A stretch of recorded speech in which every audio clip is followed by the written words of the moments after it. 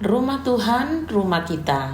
Mari kita kobarkan semangat untuk menjemaatkan keluarga dan mengkeluargakan jemaat, serta menjadikan GKT Banyuwangi sebagai komunitas rohani di mana saling menguatkan dan menumbuhkan. Saudara-saudara yang dikasihi oleh Tuhan, salam damai sejahtera bagi kita sekalian. Saat teduh kita hari ini dari Yeremia pasal 23 ayat 9-40 yang mengisahkan tentang adanya nabi-nabi palsu. Apa artinya nabi-nabi palsu? Apakah lawannya nabi-nabi palsu itu? Ya saudara, menurut Kamus Alkitab, saudara bisa membukanya di bagian belakang Alkitab saudara dan temukan kata nabi di sana.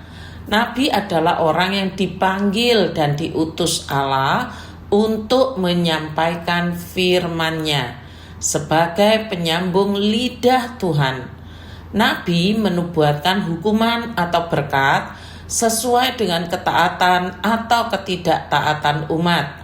Nabi juga menubuatkan masa depan dan kabar keselamatan. Seorang nabi sering menderita karena bernubuat menentang raja atau penguasa, bahkan seluruh rakyat yang tidak mau bertobat. Yesus dan Yohanes Pembaptis juga disebut nabi. Yesus mengingatkan para muridnya akan munculnya nabi-nabi palsu yang menyesatkan orang percaya. Jadi saudara, nabi-nabi palsu itu adalah orang yang tidak dipanggil Tuhan, tidak diutus oleh Tuhan, bukan penyambung lidah Allah, tapi mereka sendiri yang mengaku-ngaku, dan tujuan mereka, nabi-nabi palsu ini, adalah menyesatkan orang banyak. Sekarang kita kembali pada Yeremia 23. Tuhan membongkar keberadaan nabi-nabi palsu, imam-imam palsu itu ternyata ada di rumah Tuhan. Hal ini dituliskan dalam ayat 11 demikian. Sungguh, baik nabi maupun imam berlaku fasik. Di rumahku, rumah Allah, bait Allah, di rumahku pun aku mendapati kejahatan mereka. Demikianlah firman Tuhan. Apakah yang Tuhan lakukan sehubungan dengan nabi palsu, imam palsu di baitnya? Kata Tuhan, sebab aku akan mendatangkan malapetaka atas mereka. Ayat 12. Selain itu nabi palsu bukan hanya di satu kota yaitu Samaria, Israel Utara. Di Yerusalem pun ternyata juga ada. Ayat 14. Bahkan di kalangan para nabi Yerusalem, aku yaitu Tuhan melihat hal yang mengerikan. Mereka berzina dan hidup tidak jujur.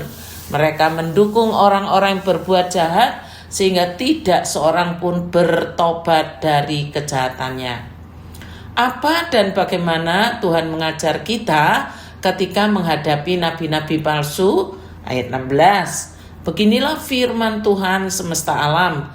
Janganlah mendengarkan perkataan para nabi yang bernubuat kepadamu. Maksudnya nabi-nabi palsu. Mereka hanya memberi harapan yang sia-sia kepadamu dan menyampaikan penglihatan rekaan hatinya sendiri, bukan apa yang keluar dari mulut Tuhan. Di masa sekarang, Tuhan tidak lagi berbicara kepada orang per orang secara langsung, seperti kepada nabi-nabi zaman dahulu. Mengapa? Sebab Alkitab sudah lengkap dan cukup untuk menuntun kita kepada keselamatan yang Allah sediakan bagi kita. Karena itu, supaya kita tidak disesatkan, maka sebaiknya kita dengan teratur membaca Alkitab dan selalu ngecek kebenaran-kebenaran yang mengatasnamakan Tuhan dengan apa yang ada dalam Alkitab itu sendiri. Selamat ulang tahun Bapak Wisanggeni, Bapak Yudisiaan. Tuhan memberkati.